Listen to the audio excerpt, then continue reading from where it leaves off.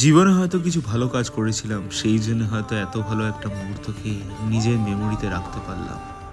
তাই সবার প্রথমে শুরু করলাম হর হর মহাদেব বলে।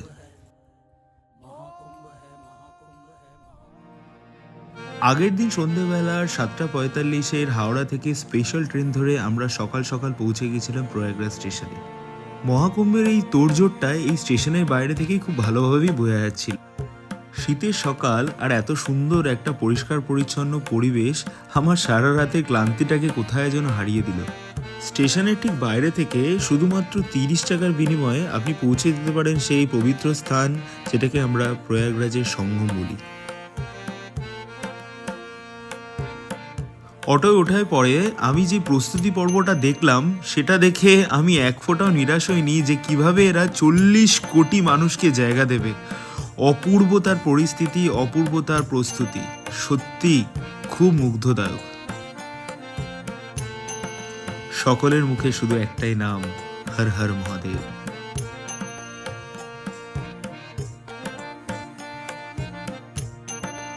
স্টেশন থেকে মোটামুটি আধ ঘন্টা সময় লাগবে আপনার মোটামুটি প্রয়াগরাজ সঙ্গমে পৌঁছতে।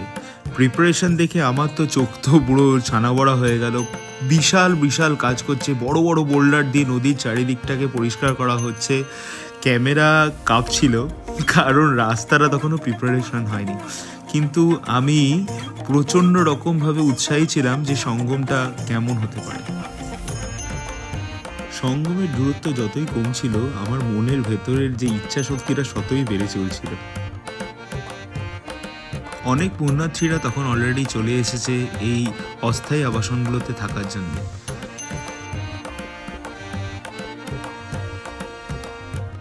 সময় ছিল হয়তো তখন 12টা। অটো থেকে নেমেই সোজা চলে এসেছিলাম গঙ্গাবক্ষের যেখান থেকে নৌকা ছাড়ে সঙ্গমের উদ্দেশ্যে।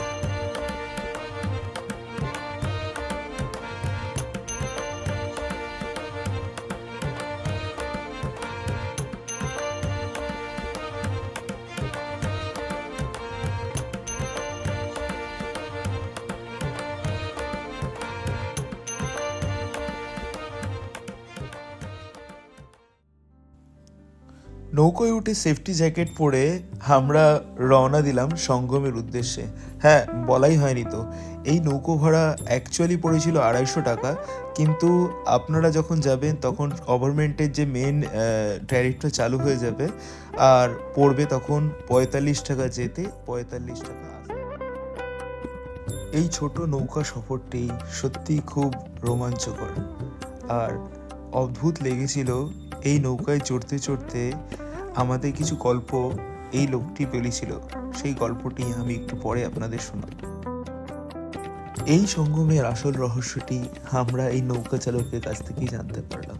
শুনুন অরিজিনাল ভয়েসে। पूरा दिल्ली आगा वृंदावन हो गया था। आगरा से होते हुए जमुना माता, ये यमराज का बहन है, सूर्यदूत का पुत्री है। इसका कलर देखो क्या है, ग्रीन। इस साइड से आपको हरिद्वार, इसके गंगोत्री, हिमालय होगी, गंगा नदी लगता है। वहाँ जाएंगे ऐसे अलग अलग कलर दिखेगा आपको एकदम साफ। वहाँ पर जैसे कपड़े कलर होता है, ऐसे पानी कलर वहाँ दिखेगा। यहाँ संगम है। ये नाव वहाँ भैया लग जाएगा, ये नाव बड़ी नाव भी लग जाएगा। ये नाव जो जा रही है बस वहाँ पास, जैसे बस स्टैंड होता है ना, वो जहाँ पास आपको देखिए सब झंडा लग रहा है ना, वहाँ पार्किंग। मतलब कोई ज़मीन नहीं है। जब ज़मीन में आप नाव से जब उतरेंगे उसके नाव से, तब आपको इतना पानी मिलेगा, ठीक है। तब आपको वहाँ एक आदमी का 30 रुपया लगता है नहाने के लिए। मांगेंगे 50 रुपया, 60 रुपया, 80 रुपया तो नहीं देना। अब हाथ जोड़ के निवेदन है, मेरा नाम मत बताना कि हमको नाव वाले सब कुछ बताया है। लेकिन किसी का भी पीठ पिलात मारिए, पेट पिलात मारोगे तो ऊपर वाला आपको सब देखता है, गलत मानो, ठीक है। इसलिए आप यहाँ से लेके यहाँ तक जाएंगे, पूरी जिम्मेदारी होते हैं। जमीन में उतर जाएंगे, हमारा जिम्मेदारी खत्म। वहाँ लगाएंगे स्टैंड पे, वही पास जो नहाना धोना अपना कपड़े लेके जाना, वहाँ सब बना रहता हुआ है। जैसे लेडीज लोग हैं अपना साड़ी पकड़ के वहाँ बदलते हैं कपड़े, वहाँ बदल सकते हैं, कोई दिक्कत नहीं है। बहुत बड़ी जैसे आप लोग 3 भाग का चोटी बनाते हैं तो 2 दिखता है ना, तीसरा नहीं दिखता है।